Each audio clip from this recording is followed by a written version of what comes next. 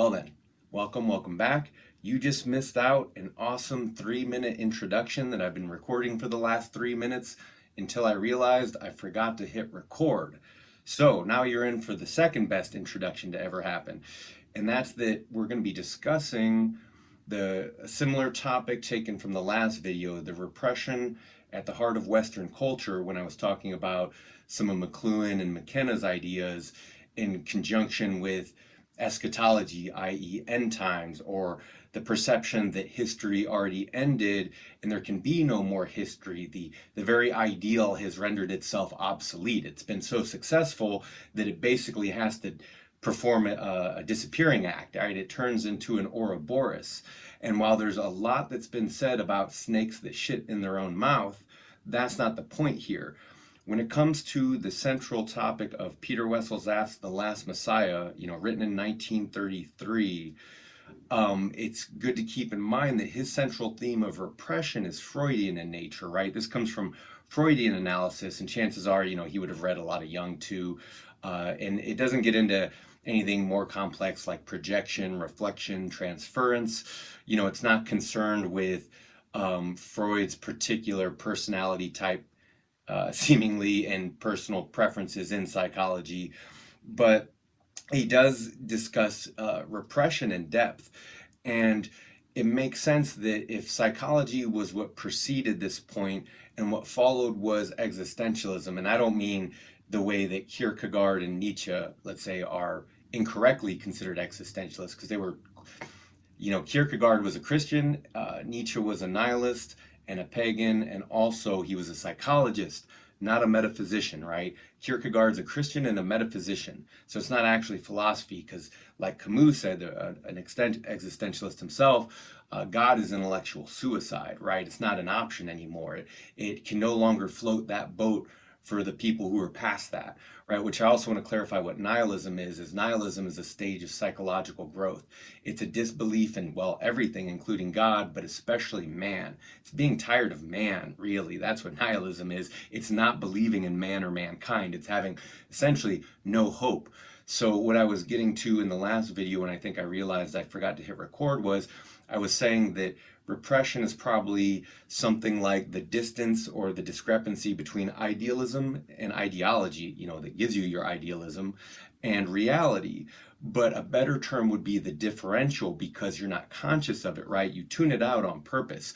You repress, right? You basically not be conscious in the present, or at least maybe it's more like not pay proper cognitive attention to your mental and emotional faculties. So maybe these are fine lines that we really need to get into to differentiate ourselves from hack psychologists and pop psychology, stuff that's been said and resaid that has no bearing. But I'm making a point here is that when that illusion is shattered, coming out of a cage, it's a cage, coming out of a cave is what it is, or coming out of the matrix, or coming to hyper reality, or coming out of hyper reality. There's many ways I can phrase this, but it's often violent because the ego tends to react to the loss of identity with violence.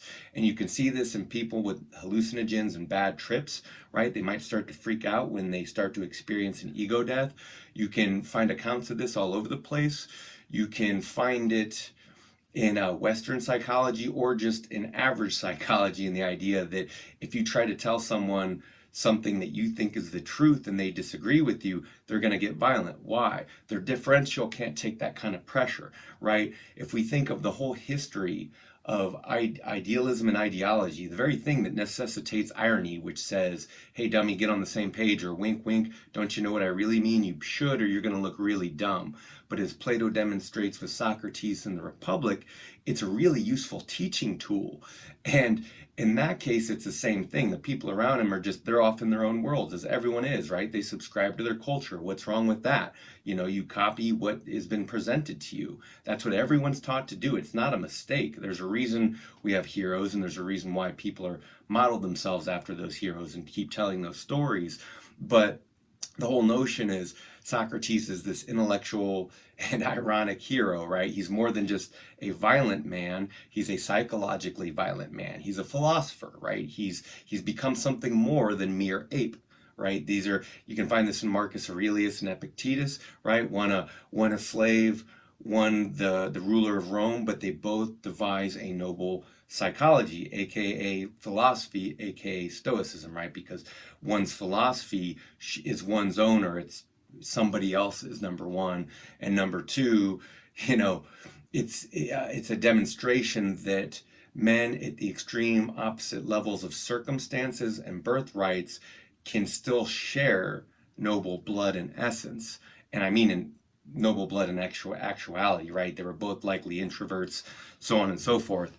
But getting back to Zapffe here, he's going to get into measuring these differentials and discussing them because, like I said, the irony is basically needed to tolerate the unreality that replaces reality. And then occasionally you wake up to the reality around you and you go, oh shit, this isn't what I thought it was, or this isn't as good as I hoped it was, right? And we could even delve into, whole Eastern philosophies on suffering and the overcoming of suffering, but it's irrelevant for our purposes here. It's just the truth of our culture and our civilization is it's not even that materialism and running any kind of rat race and all that kind of stuff necessarily makes people happy. I tend to think power and the expression of power makes people happy. Feeling that, right? That's what makes them happy, not pseudo rewards and what's it called?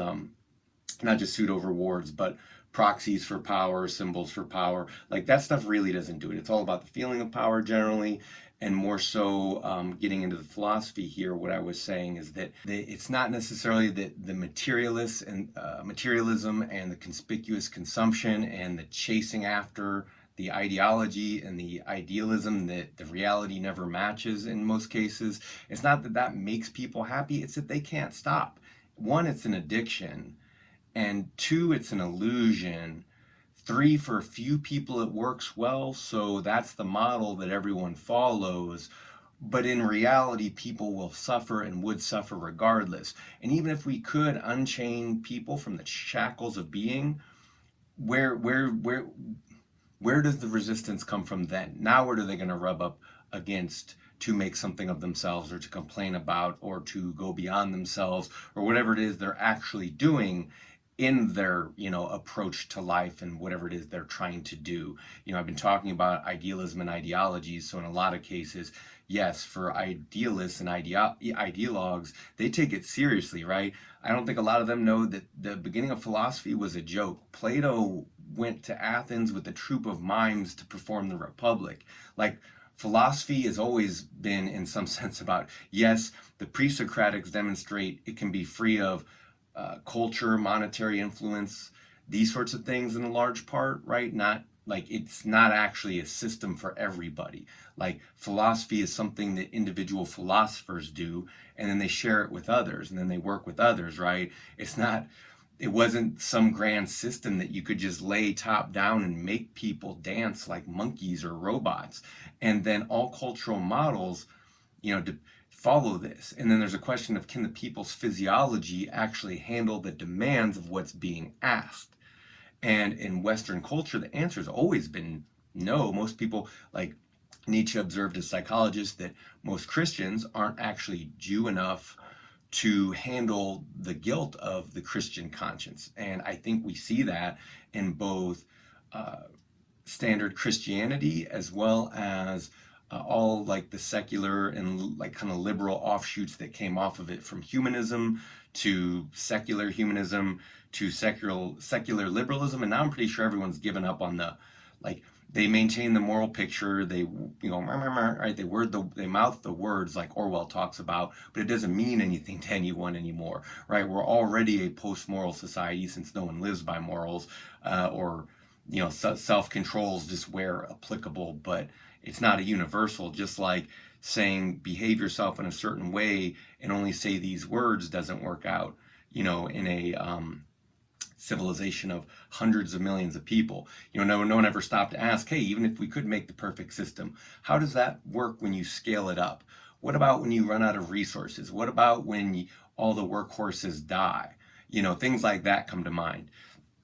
Anyway, getting back to the subject at hand, repression, this is The Last Messiah by Peter Wessel Zapffe.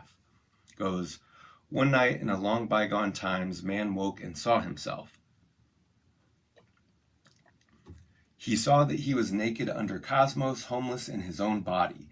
All things dissolved before his testing thought. Wonder above wonder, horror above horror unfolded in his mind.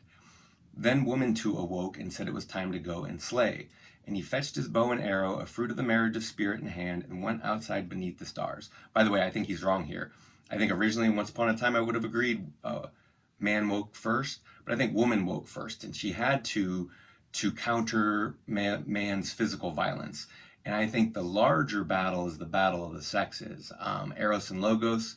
Even um, and that it would be that she woke first, right? And I think the demands of childhood likely did it, right? It drove her to consciousness first.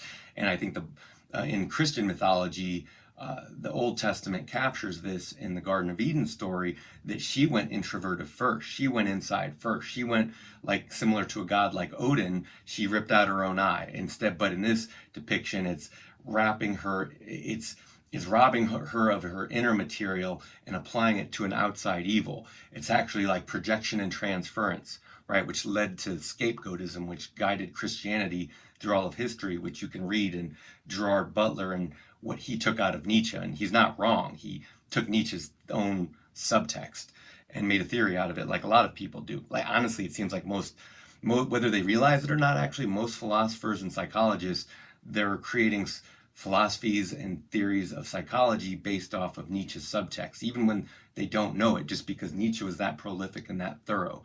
I know not a lot of people don't understand this, but an aphorism, which was his style, was to kind of draw out these thoughts in a wider constellation. So rather than following little points of logic that give you a really tiny thought, the kind of thing where Nietzsche says, what other people say in a whole book, I put in a sentence. This is what he means, is that by his own approach, he could show you more in a single aphorism than so of your world, of yourself, of your own mind, of history, of past events, of reality, right, of your own senses, than anyone who's ever existed, basically.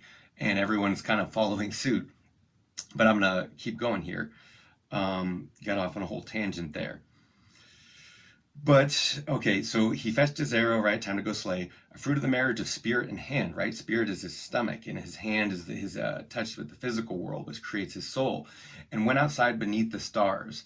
But as the beast arrived at the water holes where he expected them of habit, he felt no more the tiger's bound in his blood, right? He's lost his will.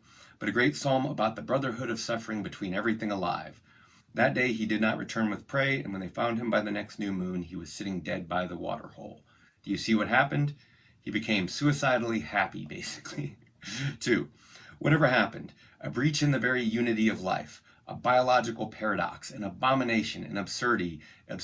See, and only Europeans hate the consciousness like this. Like, to me, this is unnatural. This is the whole unnaturality of the situation, that Westerners think like this, that we've bred this over thousands of years. An abomination, an absurdity, an exaggeration of disastrous nature, right? By believing we were separate from the garden in the first place. That there weren't responsibilities here either. Duties. Life had overshot its target, blowing itself apart. A species had been armed too heavily, by spirit made almighty without, but equally a menace to its own well-being. Its weapon was like a sword without hilt or plate, a two-edged blade cleaving everything. But he who is to wield it must grasp the blade and turn one edge towards himself. So you're just holding a double-bladed piece of metal. Despite his new eyes, man was still rooted in matter, his soul spun into it and subordinated to its blind laws, and yet he could see matter as a stranger, compare himself to all phenomena, see through and locate his vital processes, right? So he's basically, if you can see what he's doing, he's taking all of creation and history and shortening it into his own modern creation myth, which accounts for psychology and nihilism and, intelligence, modern intelligence. He comes to nature as an unbidden guest, in vain extending his arms to beg conciliation with his maker. Nature answers no more, right? This is McKenna saying, as modern people, we live without closure, right? And a lot of people you see, they can't handle that pressure. They need answers. They want answers. They want promises. They want a paymaster. They want contracts. missing the point that you have to contract with people you don't trust.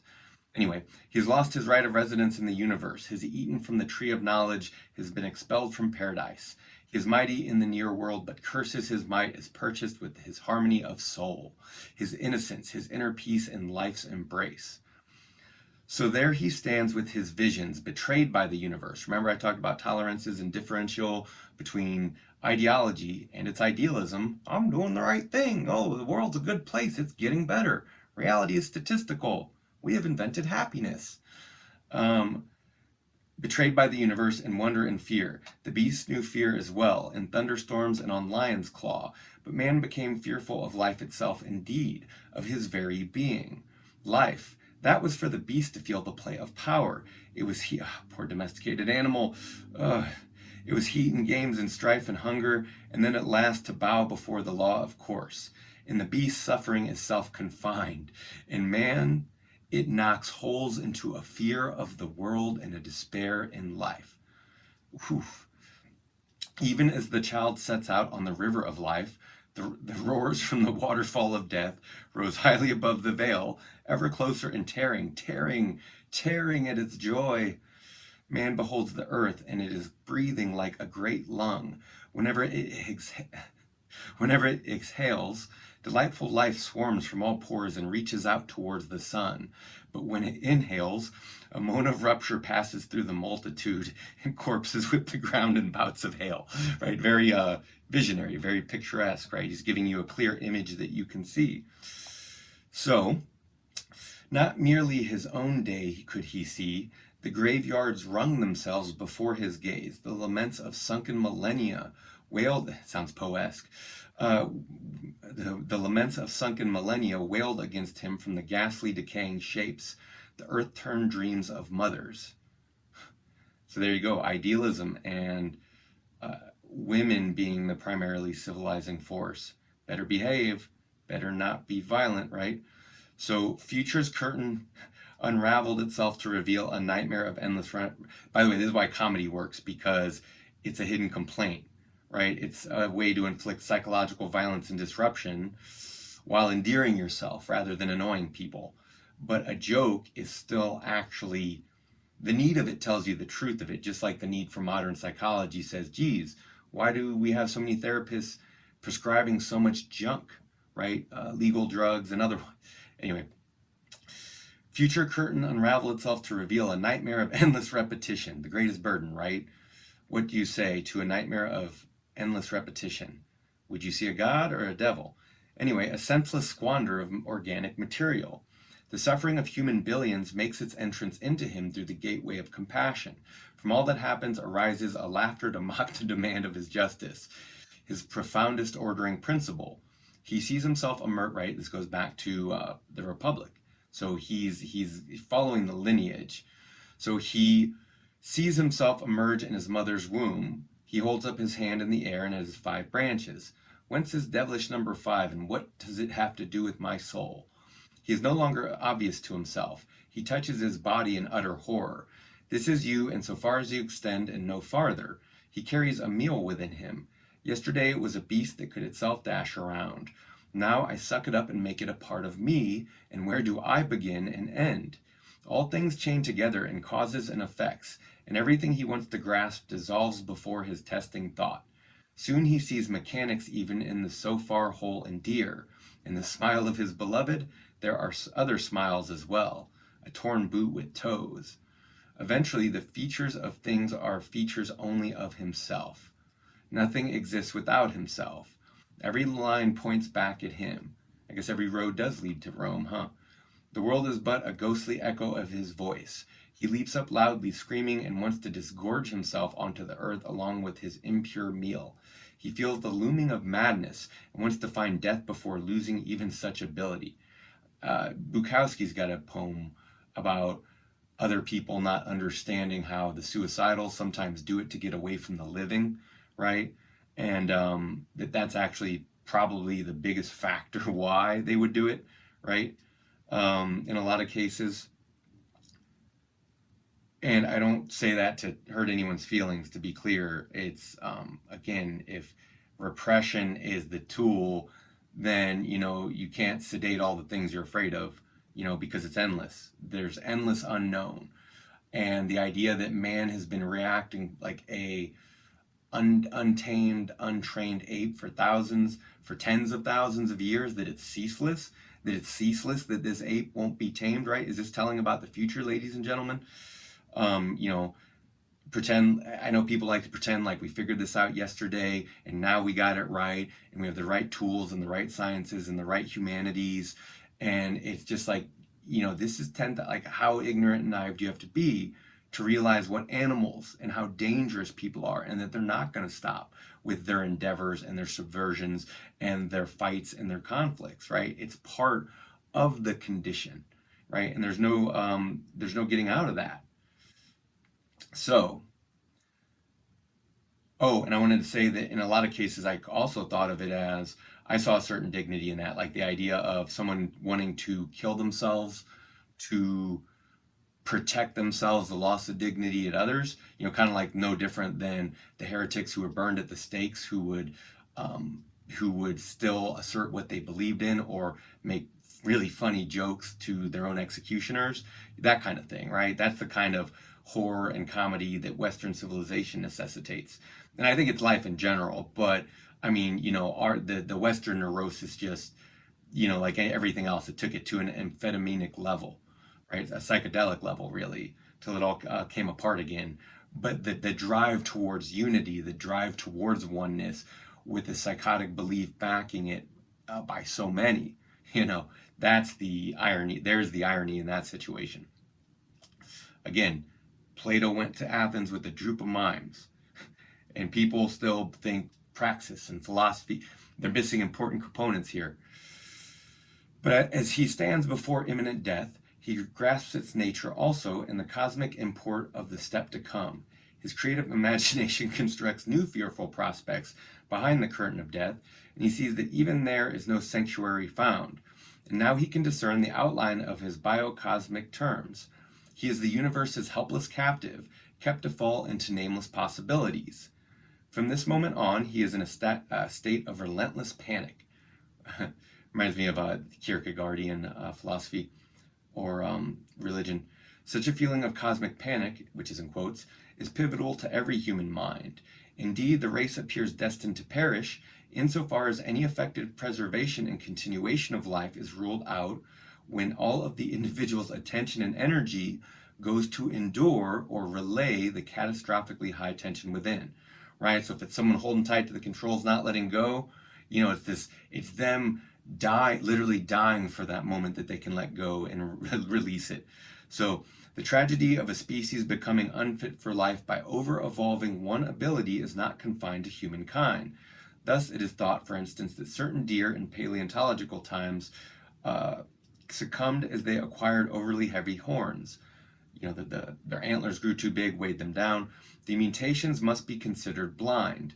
They work are thrown forth without any contact of interest with their environment. I disagree with that. I don't think it is blind. It's like all sorts of other well, look, he's having fun. He's making jokes here. He's having fun. So it's not like, well, okay, it is serious philosophy then. But I mean, specifically, it's not like he's putting forth that's not the point of this essay. He's just giving it as a corollary or possibility in another manifestation, saying just like the mind can go wrong, and think about it, if the mind is a sort of psychic or invisible appendage, then just like you can be born with extra fingers or toes or missing limbs or all sorts of other kind of changes and deformities and mutations, most of which are fatal, right? I think schizophrenia is just the example of the psychic organ being born with maybe a few extra fingers, and I think the psychic organs are more in depth and further delineated from there into their functions. But I don't know that it's too much to get into here. Sorry, I tend to want to focus on big, wide patterns to create a bigger pattern or to see a bigger pattern.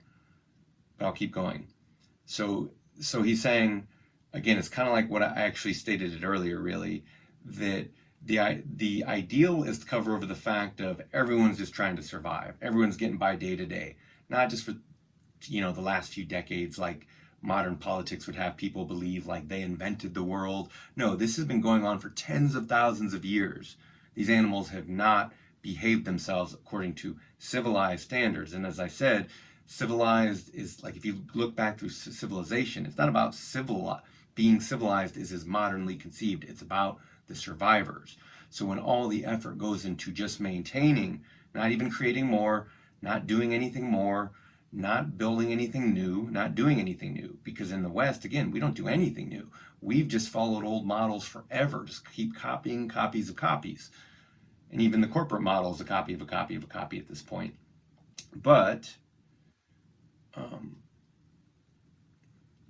the tragedy of a species becoming unfit for life by over-evolving. Okay, I already said that. Okay, anyway, that was all just to say I don't believe that the mutations are necessarily blind, but in depressive states, the mind may be seen as the image of such an antler in all its fantastic splendor, pinning its bearer to the ground. And I think he's right. So now we get on to section 3. And I think I'll read this, and then I'll probably stop for the night because I'm already going on too long, and I'll finish the essay in another video. So he says, why then has mankind not long gone extinct during great epidemics of madness? Why do only a fairly minor number of individuals perish because they fail to endure the strain of living? Because cognition gives them more than they can carry? This is where I think he's wrong. I think in the larger history of humanity, not just everyone died, but a lot of people died.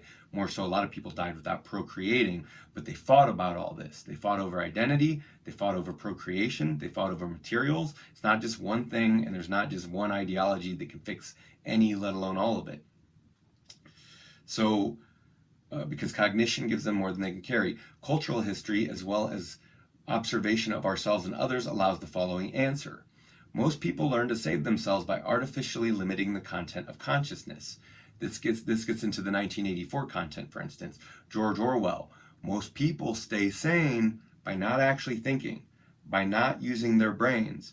They have the appearance that they're thinking. It's actually the opposite of thinking. Anyway, if the giant deer at suitable intervals If the giant deer at suitable intervals had broken off the outer spears of its antler, it might have kept going for a while longer, yet in fever and constant pain, indeed, in betrayal of its central idea. See, this is what I think our purging through history has been about. All of purging in human history has been about cutting out outer antlers.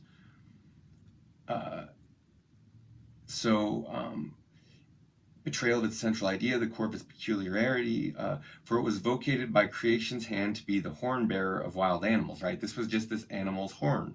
Like this is this animal's nature, its karma, its crown. What it gained in continuance, it would lose in significance, right?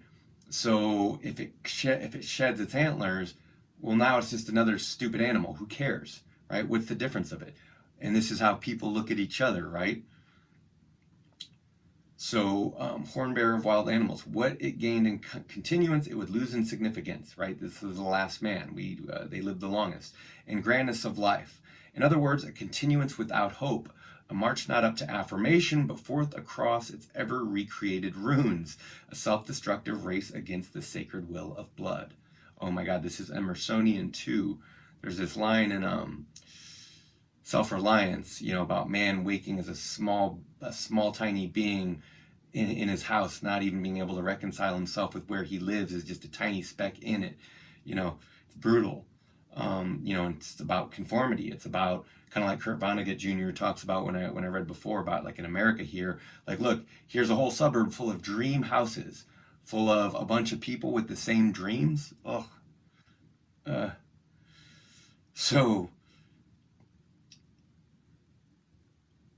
the identity of purpose and perishment is, for giant deer and man alike, the tragic paradox of life. The last giant deer bore the badge of its lineage to its end. The human being saves itself and carries on. It performs, to extend a settled phrase, a more or less self-conscious repression of its damaging surplus of consciousness.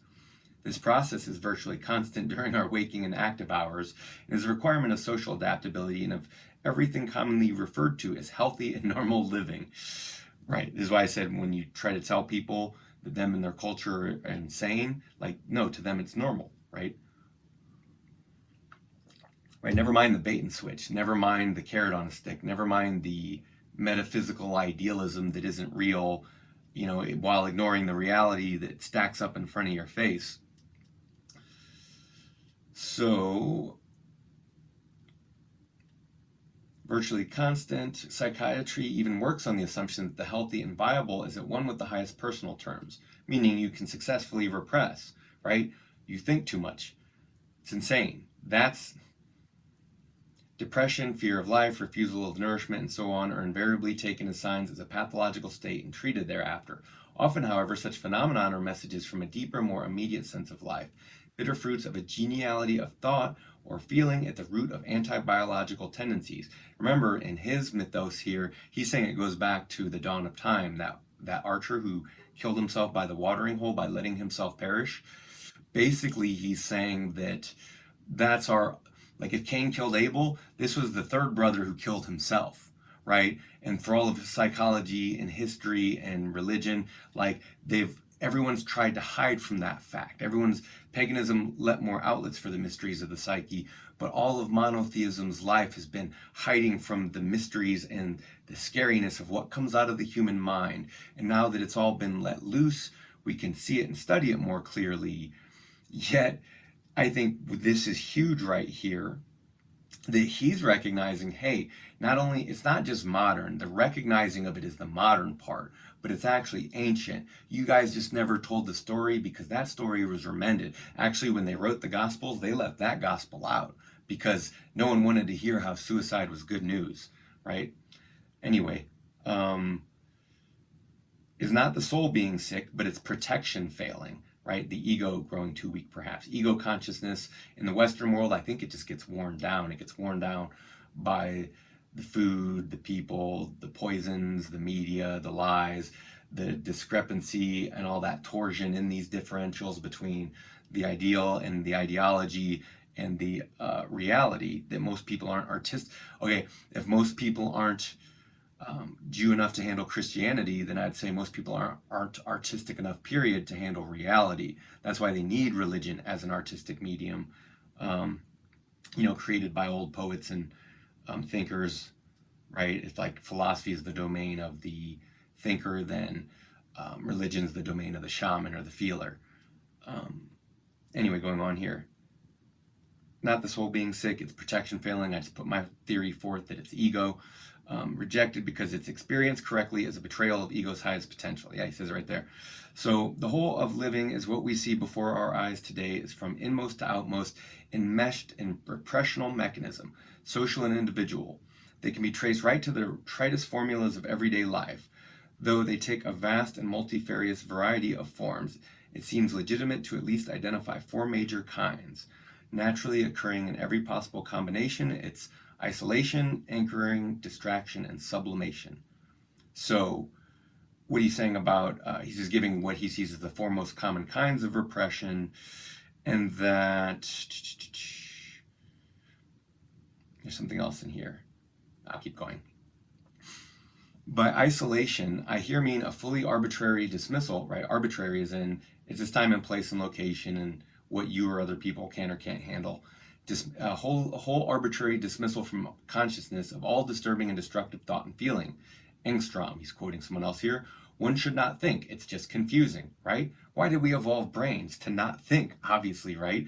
Imagine the one thing that differentiates you from all other animals and you think it's bad, or worse, you think that what it does is bad or wrong or sinful, right? Can you see why I mentioned that this is the not just the repression, but the denial in the title of the last video, right? That is the denial at the heart of Western culture, and also mostly just the denial, right? And it's a denial of death. It's a denial of realities because culture is here to say, I'm here forever.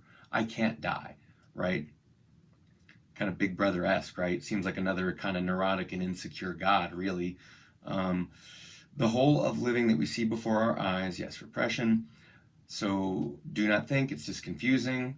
Don't ask me, I'm just a girl. A perfect and almost brutalizing variant is found among certain physicians who, for self-protection, will only see the technical aspect of their profession. I get what, and I guess for guys it would be, don't ask me, I'm just a guy. I've been working at the ball crushing factory. Um, it can also decay to pure hooliganism, as among petty thugs and medical students, where any sensitivity to the tragic side of life is eradicated by violent means. Humor, right? This is the need of humor in the West. That violence is always met with violence, just covert or overt. That's what keeps the whole machine in motion over here. It's what created America. uh, Football played with cadaver heads and so on. He gives us the example of hooliganism, right? Dehumanization, those kinds of things. We wouldn't call that civilized, but these are civilized peoples.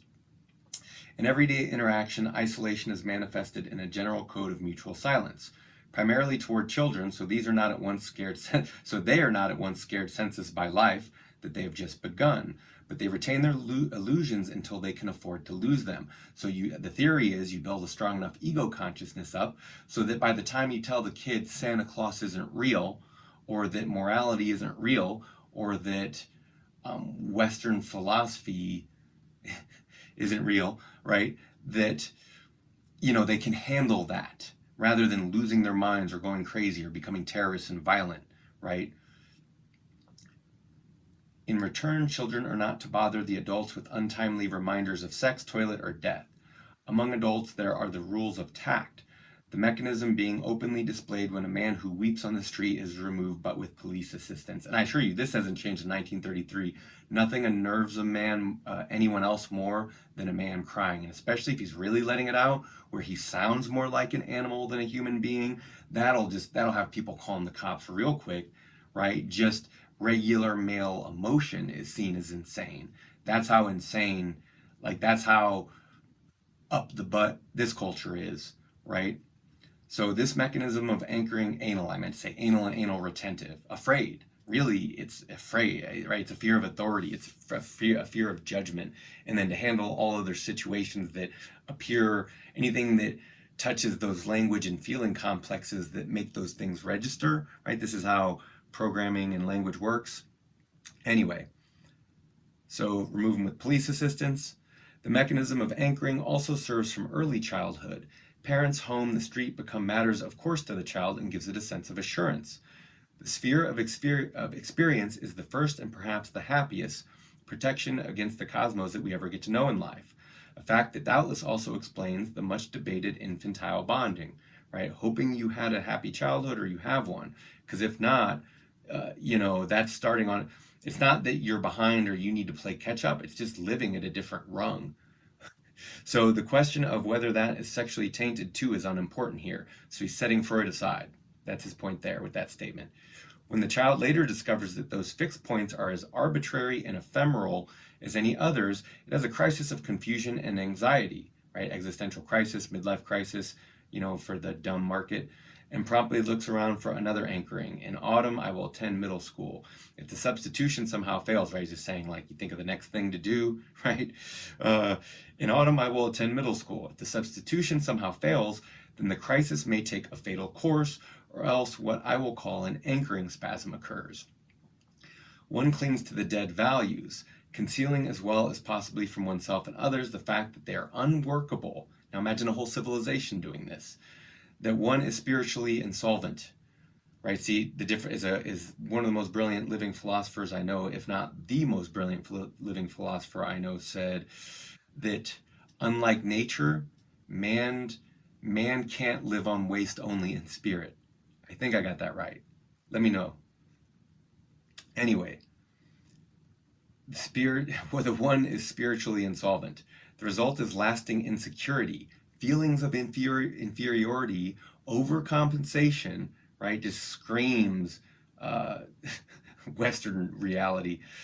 Restlessness, insofar as this state falls into certain categories, like you can build a market around this and it works really well, it is made a subject to psychoanalytical treatment, which aims to complete the transition to new anchorings, right? Here, we'll get you off. Stop chewing on your fingernails, we'll give you a binky. Get off the binky, we'll give you culture. It's actually true.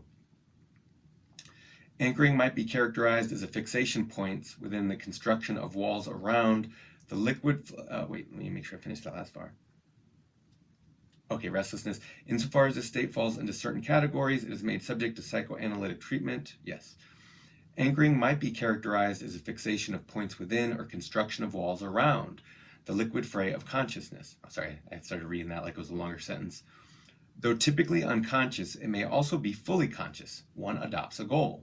Publicly, useful anchorings are met with sympathy. He who sacrifices himself totally for his anchorings, the firm, the cause, the war, is idolized. He has established a mighty bulwark against the dissolution of life, and others are by suggestion gaining from him strength. Right? This is what I talked about with heroism and imitation. In a brutalized form is deliberate action. It is found among decadent playboys. One should get married in time, and then the constraints will come themselves.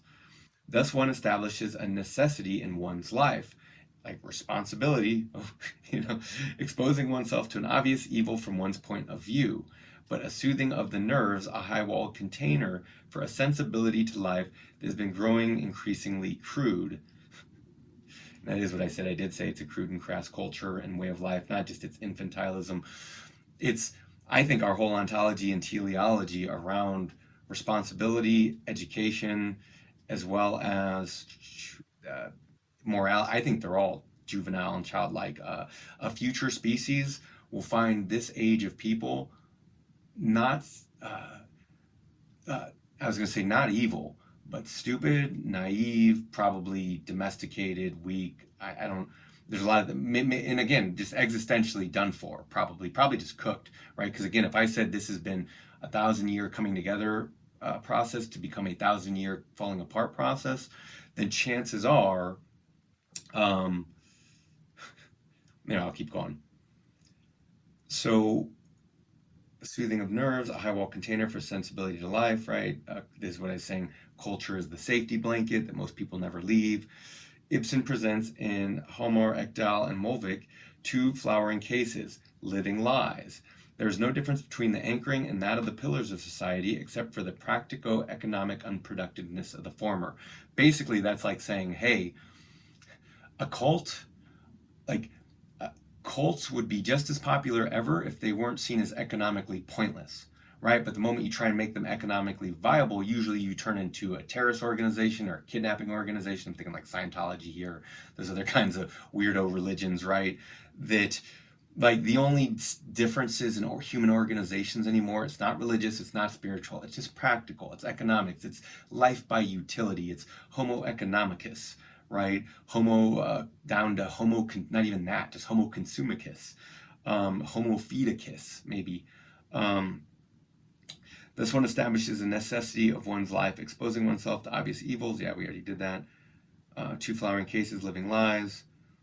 Any culture is a great rounded system of anchorings built on foundational firmaments, the basic cultural ideas. The average person makes do with collective firmaments.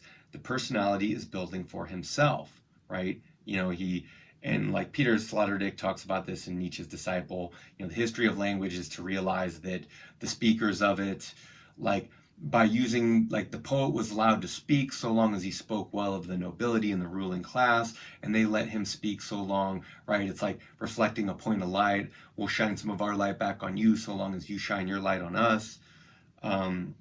Dependence, codependence. The person of character has finished his construction more or less, grounded on the inherited collective main firmaments: God, the church, state, morality, faith, the law of life, the people, the future. I could add more: posterity, the cult, the firm, the corporation, right? The future of philosophy, whatever psychotic fantasies that anyone and everyone has, because everyone has them.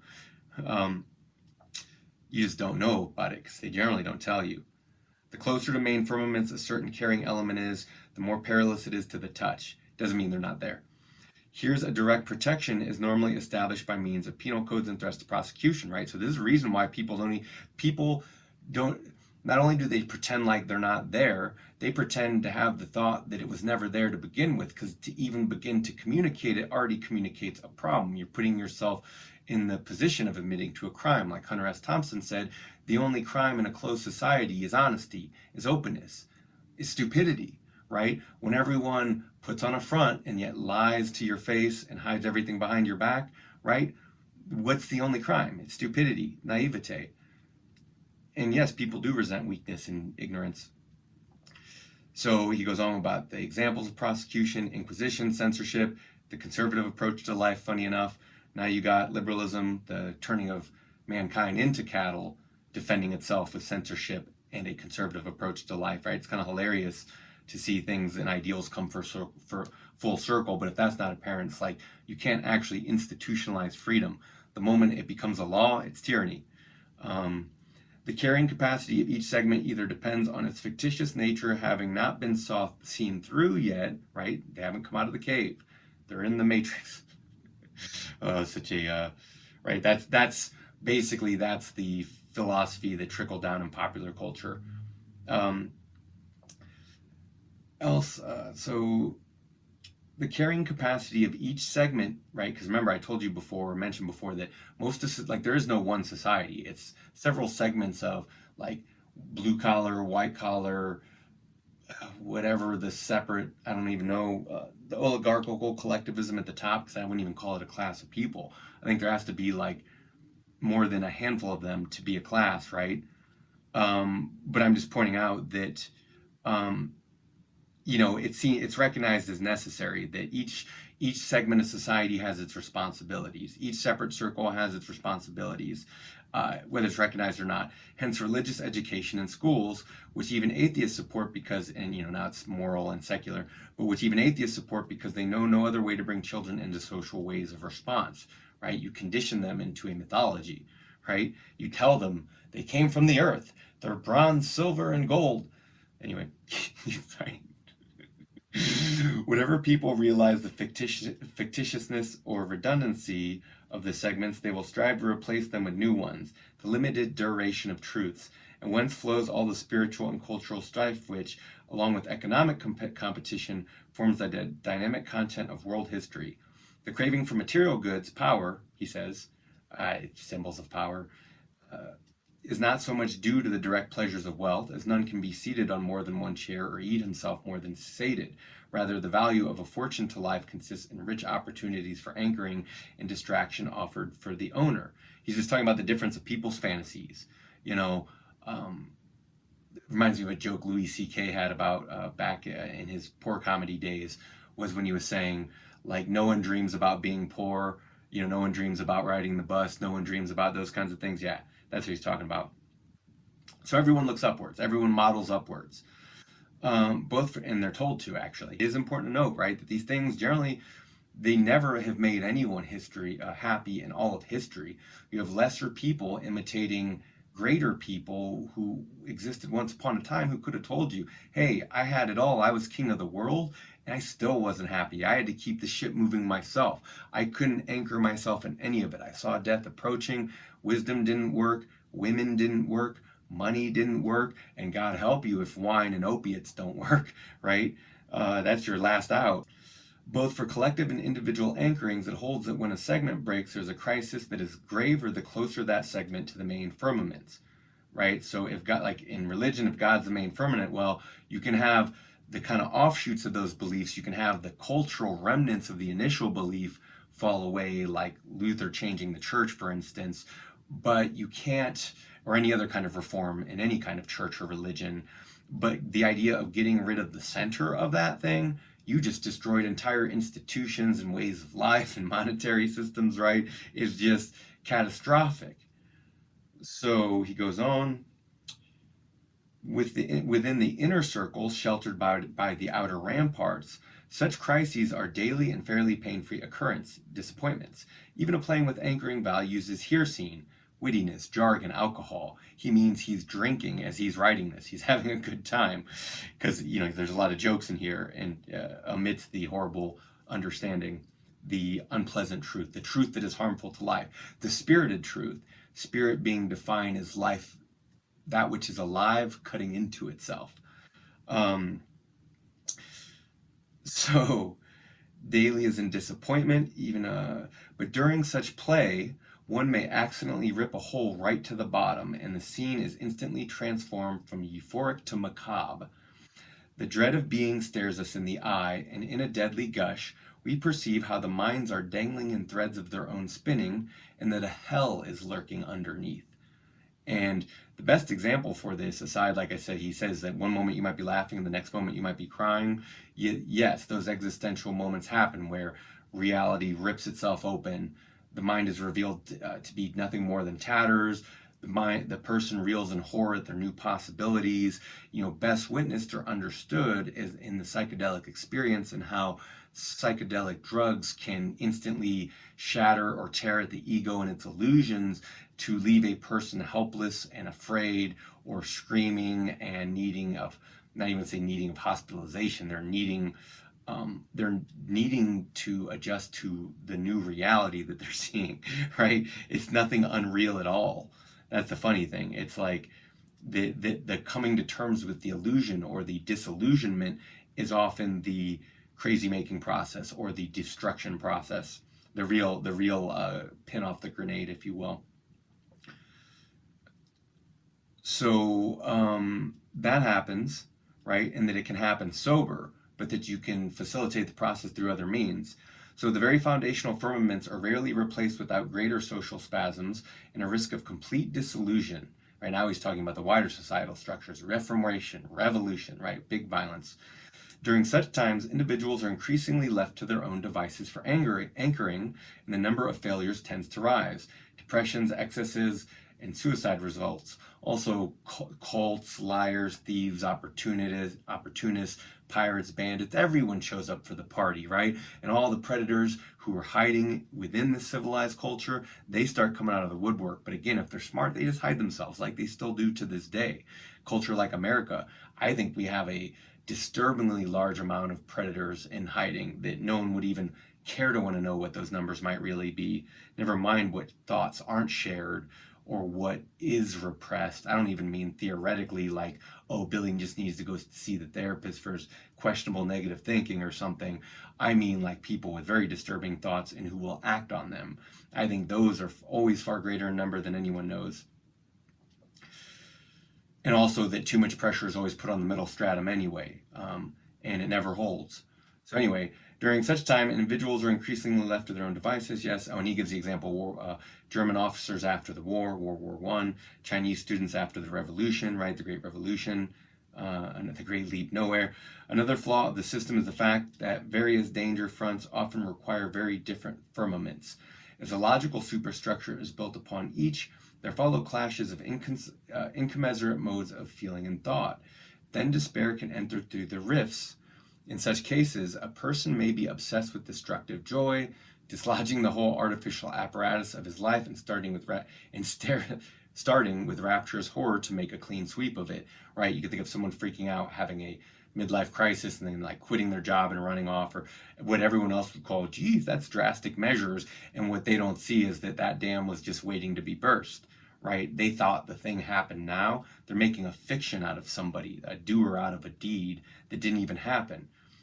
The horror stems from the loss of all sheltering values, the rapture from his by now ruthless identification and harmony with our nature's deepest secret, the biological unsoundness, the enduring disposition for doom.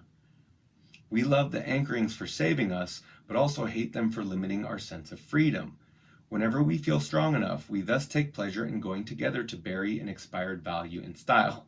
Material objects take on a symbolic import here, the radical approach to life. Or if you could think of like a non-materialist burning a material object, or a scorned lover burning a letter from their former lover, those kinds of things. When a human being has eliminated those of his anchorings, those that are visible to himself, only the unconscious ones staying put, then he will call himself a liberated personality. I can't help but wonder if that's a poor translation of Nietzsche's free spirit. But I also know that it's an old jargon from Europe and America too. A very popular mode of protection is distraction. One limits attention to the critical bounds by constantly enthralling it with impressions. Oh, this is where people think technology is the problem. No, this is where you guys got to realize that modern social media saved the planet, or is saving the planet a day at a time. It's preventing disaster a day at a time.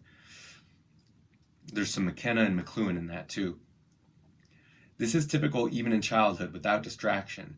The childhood also insufferable to itself. Actually, I need to stop here real quick, because I was thinking There's this line from Gurdjieff where he says there's two things that would drive Americans insane: tall buildings and electricity. And with electricity, he said, the greater its usage, the greater the catastrophe will be. And I don't think he just means the runoff, the waste, the problems.